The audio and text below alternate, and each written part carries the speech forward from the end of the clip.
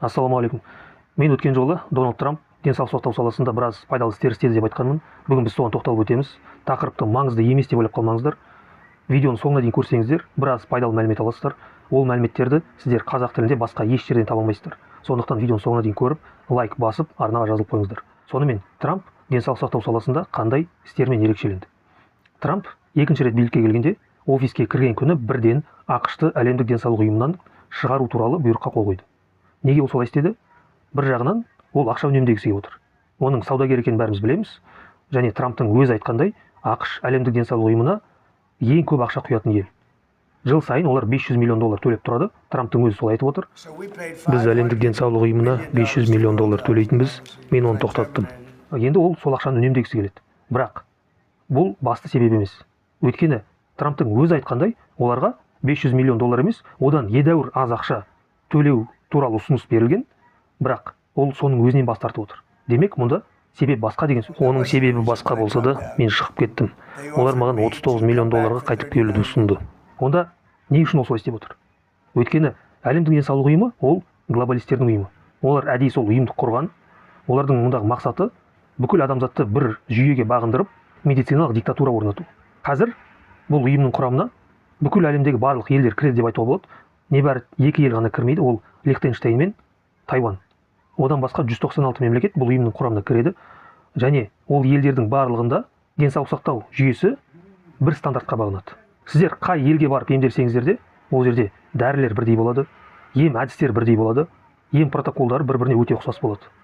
Оның бәрі бір стандартқа бағынатын жүйе, және ол стандарттан ауытқуға болмайды. Егер дәрігер протоколдан тыс басқа ем әдісін қолданса, ол заң бұзушылық болып саналады, ол дәрігер сотталып кетеді.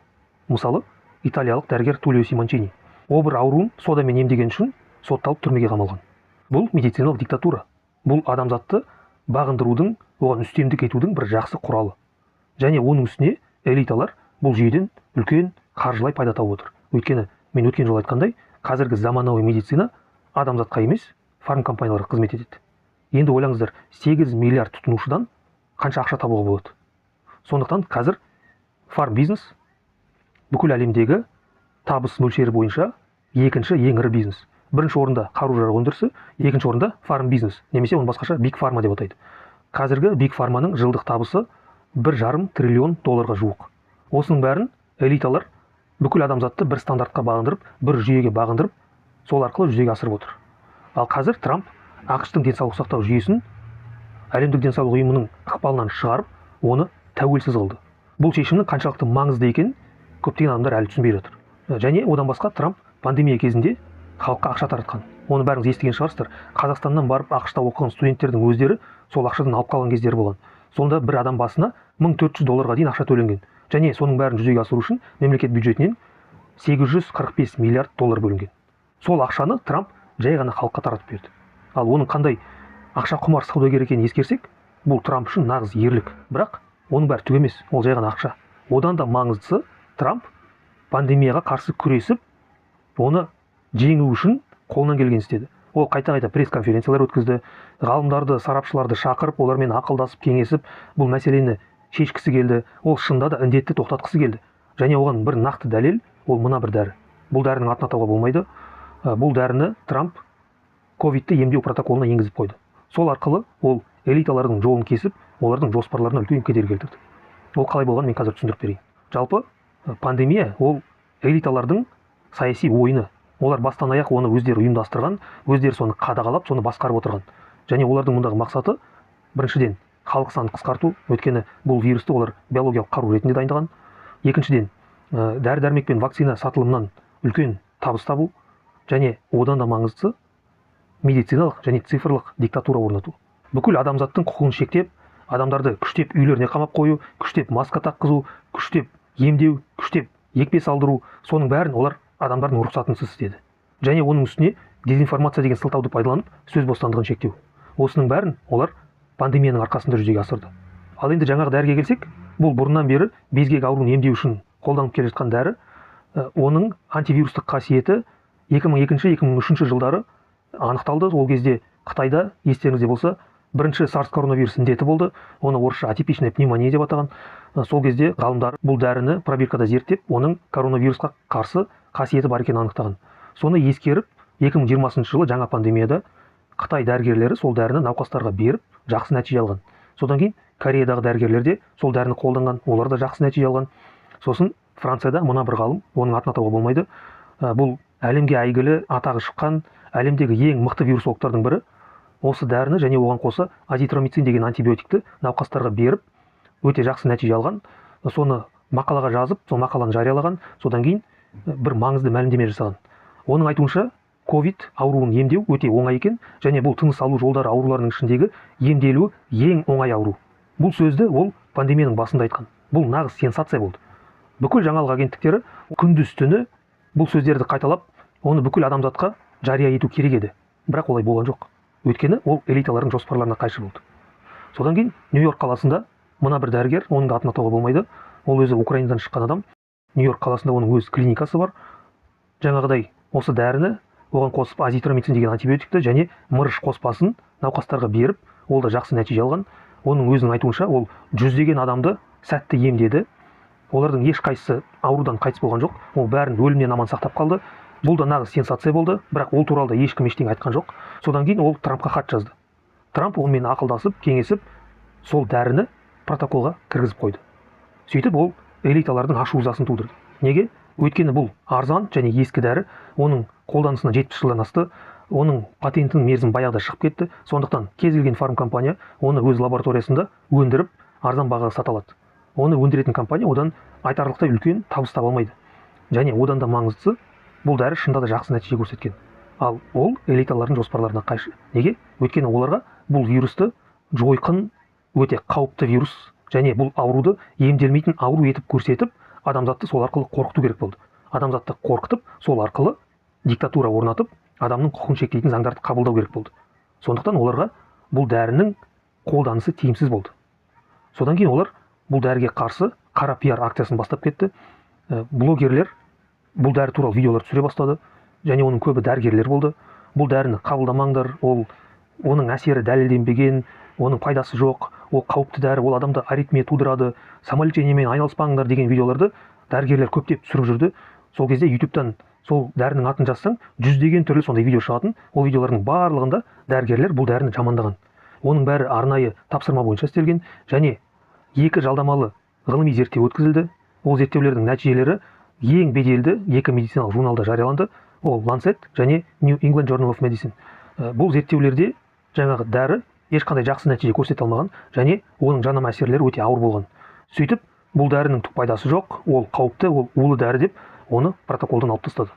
Артынан тәуелсіз ғалымдар бұл 2 мақаланы зерттеп, ол жерде біраз қайшылықтар бар екенін анықтаған. Мысалы, дәрінің 3 есе үлкен дозасы берілген, 200 мг емес 600 мг. Сондықтан оның жанама әсерлері де қатты білінген, және ғалымдар статистикалық анализ жасаған кезде еш жерде жоқ, еш жерде жарияланбаған жалған деректер қолданған. Олар сол деректерді өздері ойдан шығарған. Әрине, ондай зерттеудің нәтижесін қабылдауға болмайды. Бұл үлкен жанжал болды. Артынан бұл 2 мақала басылымнан алып тасталды. Бірақ болар іс болды, ол дәрі енді протоколда жоқ. Оның орнына элиталар өздерінің ремдезивир деген дәрісін протоколға енгізіп қойды. Олар бұл дәріні арнайы осы пандемияға дайындаған.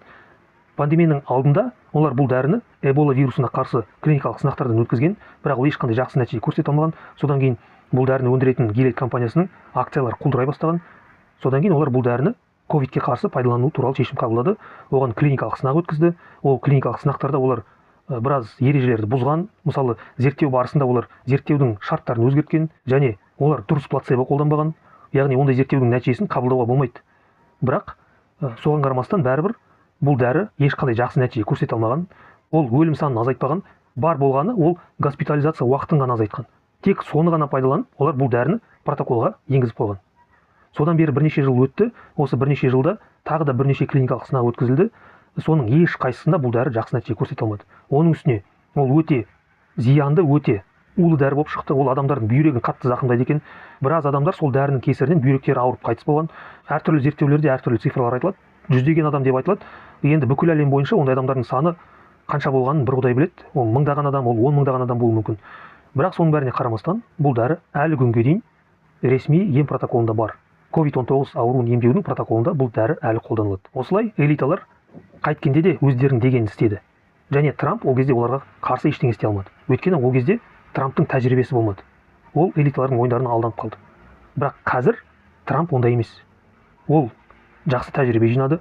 Оның қасында Роберт Кеннеди бар. Енді оған қарсы ондай ойындар өтпейді. Ол енді ондай ойындарға алданбайды. Енді осының бәрін мен не үшін айтып отырмын? Мен Трампты мақтап отырған жоқпын. Оның қандай кемшіліктері бар екенін мен жақсы білемін. Ол өте израильшіл. Ол әлі күнге дейін Израильді қолдап келе жатыр. Және қазір Трамп Венесуэлаға тиісіп отыр. Ол жерде соғыс бастайын деп отыр. Және Трамптың Джеффри Эпштейнге де қатысы бар екені белгілі. Джеффри Эпштейн дегеніміз әлемге әйгілі педофил. Сол Джеффри Эпштейн және Трамп жас кезінде бір-бірімен араласқан екен.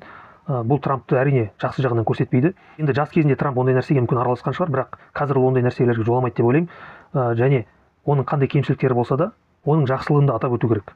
Сіздер Трампты қанша жерден жек көрсеңіздер де, басқа президенттерге қарағанда бәрібір оның сәл болса да адамгершілігі бар. Ол өз халқы үшін қайткенде де бір жақсылық істеуге тырысады. Басқа президенттер Трамп сияқты халыққа бір пайдалы іс істедім деп мақтана алмайды. Ешқайсы. Менің бұл жердегі мақсатым Трампты мақтау емес. Мен осының бәрін сіздерге не үшін айтып отырмын? Медицина, денсаулық сақтау жүйесі, оның бәрі саяси құралдар. Және оның бәрі фарм бизнестің құралдары.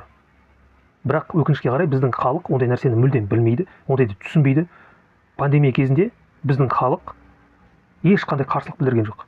Басқа елдерде, дамыған елдерде, демократиясы бар елдерде халық күн сайын көшеге шығып қарсылық білдіріп жүрді. 100-деген мың адам әр қалада шығып жүрді. Пандемияға қарсы, карантинге қарсы, маскаға, вакцинацияға қарсы. Бүкіл әлем сол кезде бас көтерді. Ал қазақтар үндемей отырды. Керісінше біздің халық соның бәріне бағынып, оған бағынбайтын адамдарды талап тастауға дайын болған. Біз сондай жүйеге қарсы тұрудың орнына, оған қарсылық білдірудің орнына, өз құқығымызды қорғаудың орнына бір-бірімізді талап тастауға дайынбыз. Егер біз осының бәрін өзгертпесек, біз ешқашан оңбаймыз. Бізге кішкене саяси сауатымызды ашу керек, көзімізді ашу керек. Сол үшін мен сіздерге осының бәрін айтып отырмын. Сондықтан мұны маңызды емес деп ойлап қалмаңыздар. Мен байқадым, егер мен геосаясат туралы, Украина туралы әңгіме қозғасам, қаралым көп жиналады. Ал егер медицина туралы, денсаулық сақтау сияқты ғылыми тақырыптарды қозғасам, адамдар қызықпайды екен. Бұл үлкен қате. Осындай маңызды тақырыптарды зерттеу керек. Мен бұл тақырыпты өте терең және жан-жақты зерттедім. Бірақ бізде қоғамда оны жақсылап зерттеген адамдар жоқ. Пандемия кезінде бізде қаншама профессорлар бар, академиктер бар, атағы шыққан медицина саласында, биология саласында. Олардың ешқайсысы осы мәселелерді қозғаған жоқ. Олардың бәрі пропаганданың сөзін сөйлеп жүрді. Бізге бұл жағдайды өзгерту керек. Егер біз өзгермесек, ертең жаңа пандемия басталғанда жағдай өте қиын болады. Ал жаңа пандемия міндетті түрде болады. Қазір билікте Трамп отырған кезде элиталар оған қарсы ештеңе істей алмайды. Бірақ Трамп кеткеннен кейін олар бірден Роберт Кеннедиді алып тастайды, содан кейін жаңа пандемия бастайды. Ал ол пандемия бұрынғысынан да жойқын болады. Және мен вирус туралы айтып отырған жоқпын. Вирус деген ол түк емес. Вирусты жеңу қиын емес, ол оп-оңай. Мен айтып отырған нәрсе ол саяси шаралар. Келесі жолы пандемия кезінде адамның құқығын таптау одан бетер қатты болады. Енді кімде-кім емделуден бас тартса, вакцинациядан бас тартса, ол адам енді сотталатын болады.